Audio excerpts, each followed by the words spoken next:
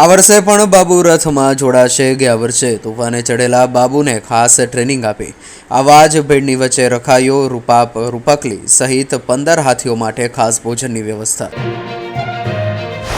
એનએફએસયુ ખાતે અમિત શાહનો ઉદ્ઘાટન સમારોહ રદ કતારના પૂર્વ અમીરના અવસાનથી દેશમાં એક દિવસનો રાષ્ટ્રીય શોક। 11મી ઇન્ટરપોલ DFEG બેઠકના ઉદ્ઘાટનની નવી તારીખ જાહેર। અંબાલાલ પટેલ હવે હવામાનની આગાહી નહીં કરે। જાથાના આક્ષેપ બાદ કહ્યું, મારી ઉંમર થઈ ગઈ, હવે વિવાદમાં પડવા માંગતો નથી। કિસાન સંઘ પણ વિવાદમાં કૂદ્યું। ગિરનાર રોપવે ભારે પવનને કારણે 6 દિવસથી બંધ। અંબાજી અને દત્તાત્રેય શિખરે જતા વૃદ્ધો અશક્ત શ્રદ્ધાળુઓ મુશ્કેલીમાં। પવનની ગતિ સામાન્ય થાય બાદ જ શરૂ થશે સેવા।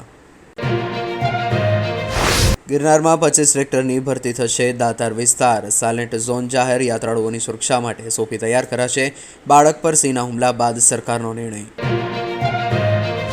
સુરતના નાસિરનગરનું ડિમોલિશન મ્યુનિસિપલ કમિશનરે જ કરાવ્યું છે। કમિશનરે તેમને મળેલો મેસેજ મને ફોરવર્ડ કર્યો હતો। મનપાના સસ્પેન્ડેડ એક્ઝિટ એન્જિનિયરે હાઈકોર્ટમાં ખેલ ખુલ્લો પાડ્યો। અડાલજ તારાપુર હાઈવે પર ચાલતી ટ્રકમાં આગ લાગી। ધુમાડાના ગોટે ગોટા દૂર દૂર સુધી દેખાયા। ફાયર બ્રિગેડે ભારે જહેમત બાદ આગ પર કાબૂ મેળવ્યો। માંજલપુર બેઠક પર ભાજપના ઉમેદવાર સતીશ પટેલે ઉમેદવારી નોંધાવી। પ્રદેશ પ્રમુખે કહ્યું, પેટા ચૂંટણીમાં ભવ્ય વિજય મેળવી સ્વ યોગેશ પટેલને સાચી શ્રદ્ધાંજલિ આપીશું। પરબધામમાં અષાઢી બીજના મેળાની તડામાર તૈયારીઓ। 16મીએ ભજન ભોજન અને ભક્તિનો સમન્વય જામશે। મેળામાં લાખો ભક્તો ઉમટશે।